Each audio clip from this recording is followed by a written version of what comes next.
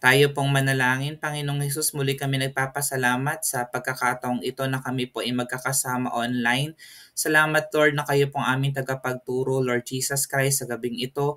At naniniwala kami by faith na kung ano man yung mga issues, concerns, and problems na kinakaharap ng bawat isa, Lord, kinatagpo niyo na po kami, Panginoon. Tinugon niyo na po ang aming mga panalangin. Sa inyo, Lord, ganang papurit pagsamba sa pangalan ni Jesus. Amen. Sa ating topic 155, ang pag-aral po natin, Our Birthright, Embracing the Promise of God. Kukuhanin po natin yung ating main text sa Genesis chapter 33 verse 4. Ang sabi ng salita ng Diyos sa New Living Translation, Then Esau ran to meet him and embraced him, threw his arms around his neck and kissed him, and they both wept. So dito ang nire-refer ng verse, syempre si Esau at saka yung kanyang kakambal na si Jacob. Kasi mamaya maintindihan natin na itong magkapatid na ito, nagkaroon sila ng conflict, nagkaroon sila ng hindi pagkakaunawaan. So ito yung time na sila po ay nag-reconcile. Siya'y patakbong sinalubong ni Esau, referring to Jacob, niyakap ng mahigpit at hinagkan, nag-iyakan ang magkapatid. Ayan, so ito po yon. Itong eksena na ito, kumbaga kung sa pelikula Anti-Climax, ito yung mangyayari dun sa end ng story na may kanya-kanya na silang pamilya and then ang tagal nilang hindi nagpangita pero in this point in time sila po ay nagkaroon ng reconciliation yung kambal. In the Bible, yung konsepto ng birthright carries significant spiritual and practical implications. Kasi in the Old Testament time, mahalaga talaga pag ikaw ay panganay, panganay na lalaki. So pag ikaw ay panganay na lalaki, sa'yo binibigay yung birthright. Si Esau at saka si Jacob, pero nung nasa sinapupunan pa lang sila ni Rebecca, nakikipag-unahan talaga si Jacob. Hawak nga na yung sakong ni Esau nung lumabas si Esau sa sinapupunan nung kanyang ina. So alam ni Esau during that time yung importance ng birthright. Pero ang nauna ngang lumabas ay si Esau kaya siya yung binigyan ng birthright. Siya yung panganay na lalaki. So napaka-important po nito. It represents not only inheritance, yung mamamana mula dun sa kanilang angkan, but also God's promises and blessings. Kasi ganun yun, yung blessing, yung pagpapala in the Old Testament time, talagang doon binibigay doon sa panganay na lalaki. Today, i-explore po natin yung story ni Esau at saka ni Jacob, which focuses on Genesis chapter 25 and chapters 32 to 33, and particularly Genesis 33 verse 4, yung binasa po natin kanina, for us to understand yung kahalagahan ng ating spiritual birthright and how we can embrace it. Pero before we proceed, as we know, nasa New Covenant na po tayo. So sa kapanahonan natin, nung tinanggap mo na si Jesus Christ na Lord and Savior ng buhay mo, na-receive mo na rin yung birthright. Alright? So, sana naintindihan natin yun ha. So, ibig sabihin, spiritually, ando na yung blessing, yung mga mamamana natin from Abraham na sa atin na lahat ng pag-aari ng Panginoon, ng Diyos natin, meron po tayo. Lahat ng pangako ng Diyos, mga biyaya, nasa atin na po yun. Kasi nga, tinanggap na natin si Jesus Christ na Lord and Savior ng buhay natin. Tingnan po natin yung history nung atin pong binasa. Yung storya ni Esau at saka ni Jacob is one of sibling rivalry. Siguro hindi lang naman ito nung panahon nila nangyayari, 'di ba? Nangyari din yan kay Cain at saka kay Abel, 'di ba? Pero even in modern times, nangyayari pa rin na may mga rivalry, deception, pandaraya, and ultimately reconciliation. Pero sana, katulad ng story ni Jacob at saka ni Esau, kung may mga pagkakataon man na nagkaroon tayo ng experiences na meron tayong mga rivalry, nadaya tayo or nandaya tayo, sana ang endpoint ay reconciliation. Esau is the elder son of Isaac.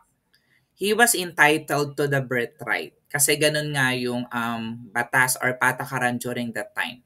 That includes leadership of the family and a double portion of the inheritance. So ganun katindi yung pagpapala na makukuha mo pala kapag ikaw yung elder son. However, Jacob, the younger son, coveted this birthright and deceived Esau into selling it for a meal. So babasahin natin yun mamaya sa Genesis chapter 25 verses 29 to 34. Dito makikita natin na ang ganda naman ng desire ni Jacob na gusto niya na magkaroon siya ng birthright. Kaya nga lang, mali yung paraan niya para makuha yung birthright from Esau. Pero ito namang si Esau, binaliwala niya yung kahalagahan ng birthright. So yun yung mali lang dito kay Esau. Bagamat nasa kanya yung favor ng God, yung blessing ng Lord, kasi siya nga yung ginawang pangalan ng panganay ng Panginoon.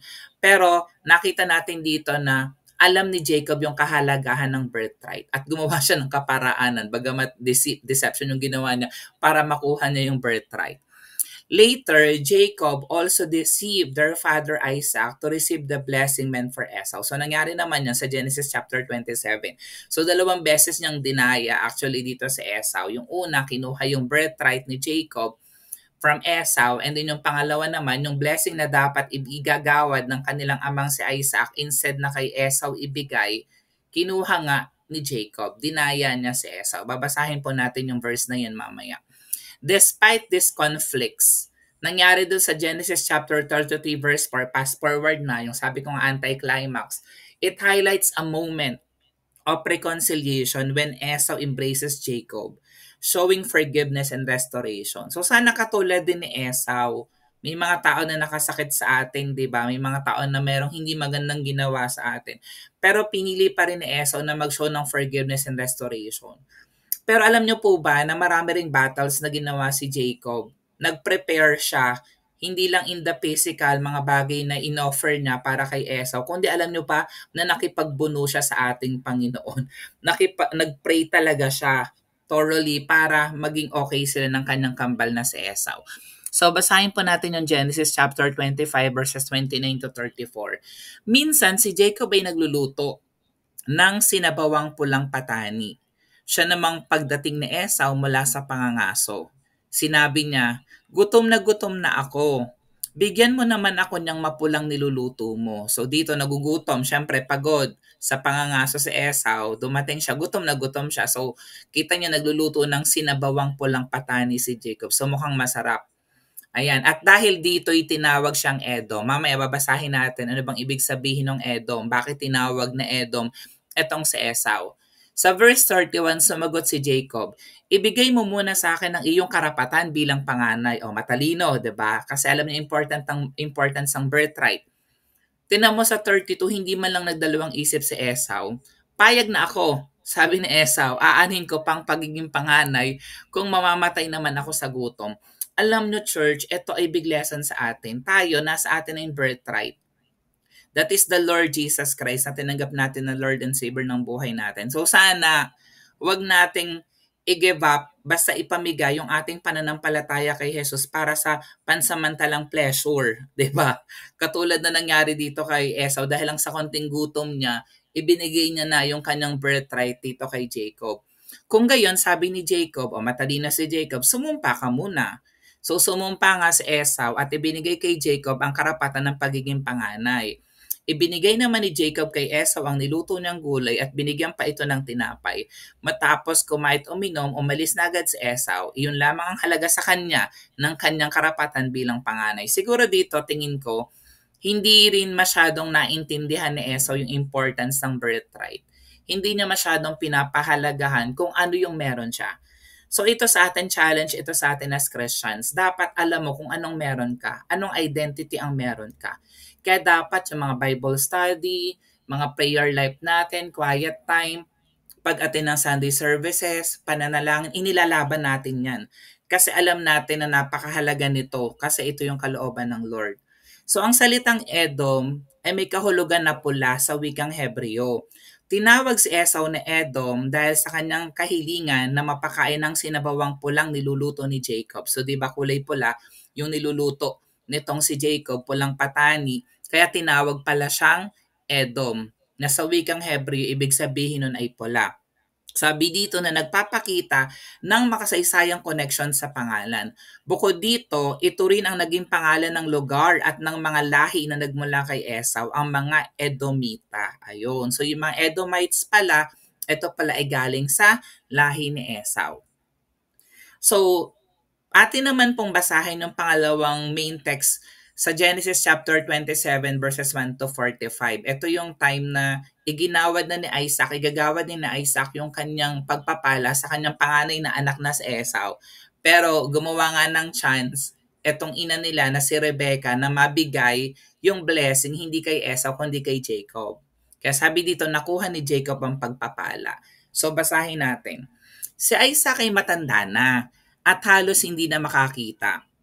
Kaya ipinatawag niya si Esau, ang anak niyang panganay. Siyempre siguro alam niya na mamamatay na siya. So, kailangan niya nang i-release yung blessing kasi ganun nga yung practice ng mga Israelites during that time. To release the blessing doon sa panganay na anak na lalaki kasi siya yung papalit sa kanyang tungkulin, sa kanyang role. Sinabi niya rito, anak, matanda na ako at malapit nang mamatay. Pumunta ka sa parang at mangaso. Ihuli mo ako ng hayop at lutuin ang putaheng gusto ko. Pagkakain ko, igagawad ko sa iyong aking baspas bago ako mamatay. O, diba? So, may ganong clear na instruction sa Isaac para kay Esau. Yun pala, nakikinig pala si Rebecca. Samantalang kinakausap na Isaac si Esau. Kaya't nang umalis ito upang sundin ang bili ng ama, tinawag ni Rebecca si Jacob at sinabi, narinig ko ang sinabi ng iyong ama kay Esau. So, short background lang. Siyempre, itong si Jacob close kay Rebecca, kaya favorite ni Rebecca si Jacob. Ito naman pong si Esau, close siya dun sa kanyang ama na sa Isaac. So, favorite talaga ni Isaac, syempre si Esau. Tuloy natin. Ihuli mo ko ng hayop at lutuin mo para sa akin. Pagkakain ko, babasbasan kita sa harapan ni Yahweh bago ako mamatay. Kaya't ganito ang gawin mo anak. O tingnan mo ha, kakutsaba yung ina. Kumuha ka agad ng 2 kambing na mataba at iluluto ko para sa iyong ama. Ipaghahanda ko siya ng pagkain gustong gusto niya at ipakain mo sa kanya upang ikaw ang mabigyan ng basbas bago siya mamatay. Ngunit sumakot si Jacob sa kanyang ina, balbon po si Esau samantalang ako'y hindi.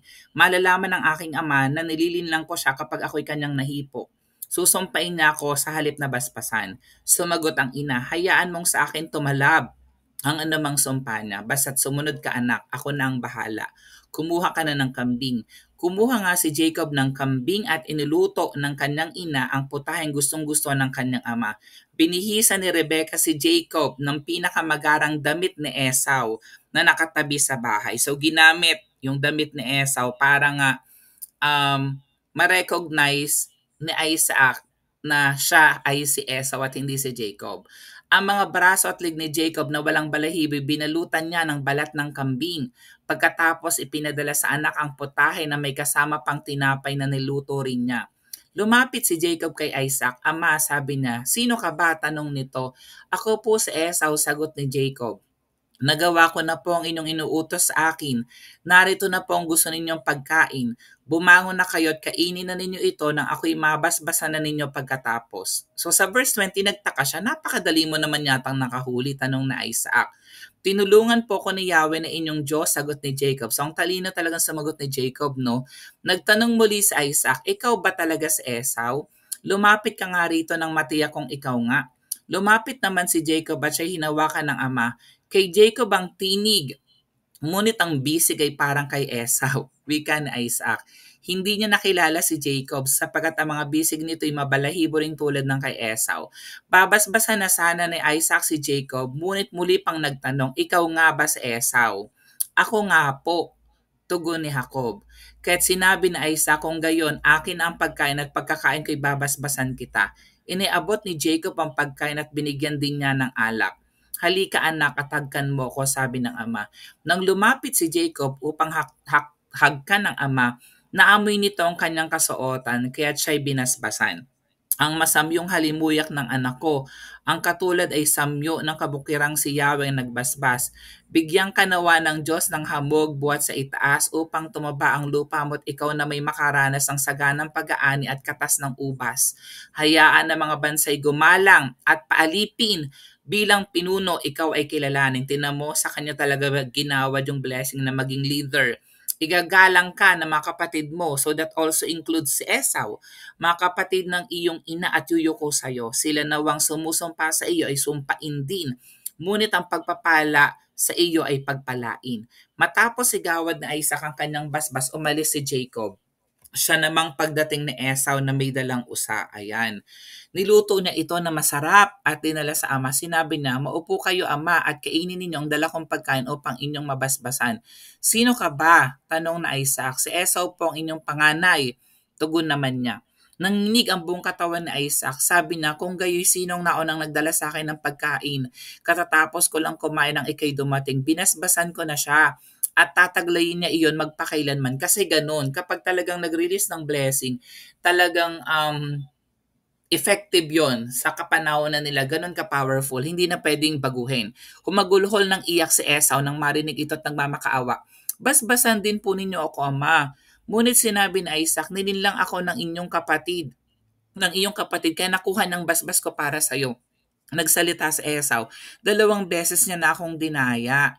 Kaya pala Jacob ang kanyang pangalan, kasi ibig sabihin ng Jacob mandaraya. Kinuha na niya ang aking karapatan bilang panganay at ngayon inagaw niya pati ang basbas na ukol sa akin. Wala na ba kayong nalalabing basbas para sa akin? So, mention ko lang na pinalitan din ng Lord, actually yung pangalan ni Jacob, ginawang Israel. Kasi nga, ang ibig sabihin ng Jacob ay mandaraya. Yan ay eventually, doon po nanggaling yung 12 tribes of Israel, doon sa lahi po ni Jacob. Wala na akong magagawa, anak, sagot na Isaac. Siya'y Panginoon mo na ngayon. Ginawa ko ng alipin niya ang kanyang mga kamag-anak. Ibinigay ko na sa kanya ang kasaganaan sa pagkain at inumin. Kaya wala nang nalalabi para sa iyo. Ngunit patuloy na nagmamakaawa sa kanyang ama sa Esau. Talaga bang iisa lang ang inyong basbas, ama? Basbasan na rin ninyo ako. At patuloy siyang nanangi. Sinabi ni Isaac sa kanya, ang magiging tahanan mo'y malayo sa kasaganaan, pati hamog mula sa langit ikay pagkakaitan. Tabak mo ang iyong ikabubuhay, kapatid mo iyong paglilingkuran. Upang kalayay iyong makamit, kailangan ikaw ay maghimagsik. Namuhi si Esau kay Jacob, sapat itong binasbasan ng kanyang ama. Kaya't ganitong nabuo sa kanyang isipan, pagkamatay ng aking ama, at ito'y hindi na magtatagal, papatayin ko si Jacob. So ganun yung kanyang thinking. May nakapagsabi kay Rebecca tungkol sa balak ni Esau, kaya't ipinagbigay alam niya agad ito kay Jacob. Sinabi niya, anak, binabalak ng iyong kapatid na patayin ka upang makapaghinganti siya. Makinig ka sa akin, anak. Umalis ka kaagad, pumunta ka sa Haran at doon ka muna tumira sa aking kapatid na si Laban. Doon ka muna hanggang hindi humuhupa ang galit ng iyong kapatid. Malilimutan din niya ang ginawa mo sa kanya. Hayaan mo at pababalitaan kita kung maaari ka nang bumalik. Masakit man sa loob ko ang malayo ka sa akin, lalong hindi ko matitiis ang kay parehong mawala sa akin. Ayan, so yun po yung nangyari. Ito yung visual representation na iginawad ni Isaac, yung kanyang pagpapala kay Jacob instead kay Esau, at andun po si Rebecca, and then nagsisisi nga dito or nalulungkot, nahahapis dito si Esau na hindi sa kanya nabigay yung blessing na supposedly para sa kanya. So, meron po akong 3 points na gustong ibigay sa atin tonight dun sa binasa po natin. Number 1, the value of the birthright. Yan. Si Esau, he disregard yung kahalagahan ng birthright. Sabi ko nga, our spiritual birthright given through Jesus Christ is invaluable. Wala po yung presyo, priceless po yan. We must recognize and cherish it, not trading it for temporary pleasures.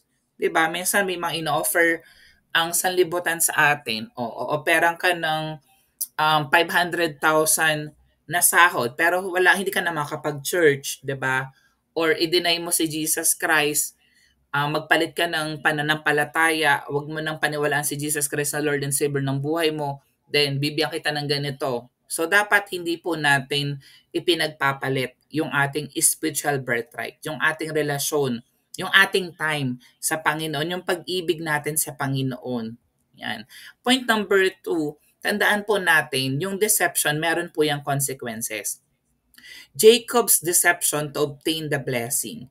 Deception and sin can lead to broken relationships and consequences. Diba? Dahil dinaya nitong si Jacob, yung kanyang kapatid na si Esau, definitely nasira yung kanilang pagiging magkapatid. Napalayo rin siya sa kanyang nanay, 'di ba? Sabi dito, however, God's grace allows for redemption and reconciliation. Pero the good news is, dahil hindi naman sila nagpalit ng Diyos, ang Diyos pa rin nila yung ating Panginoon, yung grace ng Lord is available for them. Na-redeem sila pareho, na-restore, na-reconcile sila pareho by the grace of God. Yung point number 3 natin, yung reconciliation and forgiveness.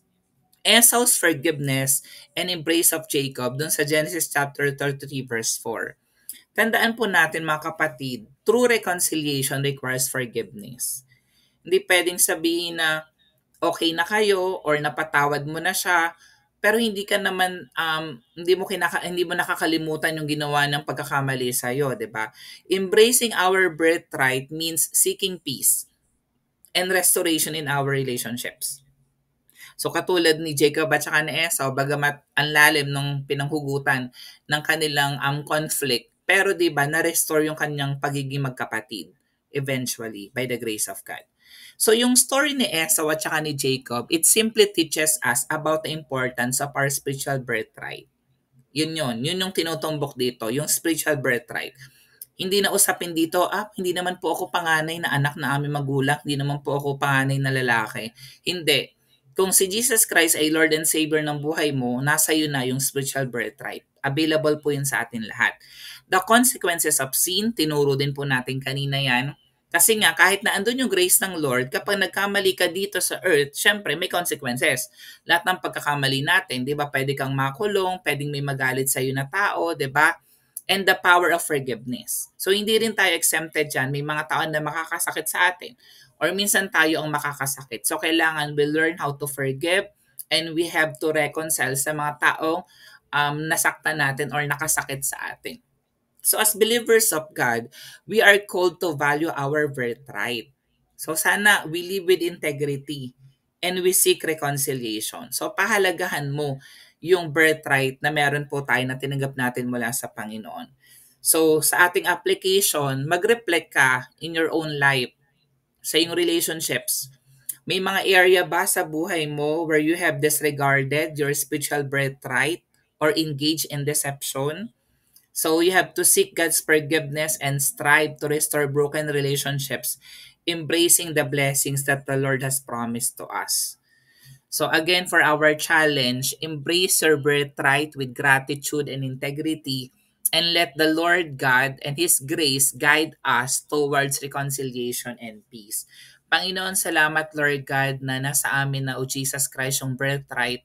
Alam namin Lord na marami kaming natutunan sa story ni Jacob at saka ni Esau. And we pray Lord God na yung birthright na tinanggap namin sa inyo, i-value po namin, Panginoon. Patuloy na pahalagan namin yung aming malalim na relasyon sa inyo, yung pag-ibig na tinanggap namin mula sa inyo, Lord God. At patuloy nga na isikapan namin, Panginoon, na magkaroon kami ng malalim at personal na relasyon sa inyo, Jesus Christ. And we pray, Lord God, na yung mga salita na aming napakinggan, yung love na nagagaling po sa inyo, ma-extend din namin, Lord God, sa mga tao, especially sa mga tao na aming nasaktan, sa mga tao na nakasakit po sa amin, Lord God. Purihin ka, dakilain ka sa bigat parangalan sa pangalan ni Jesus. Amen.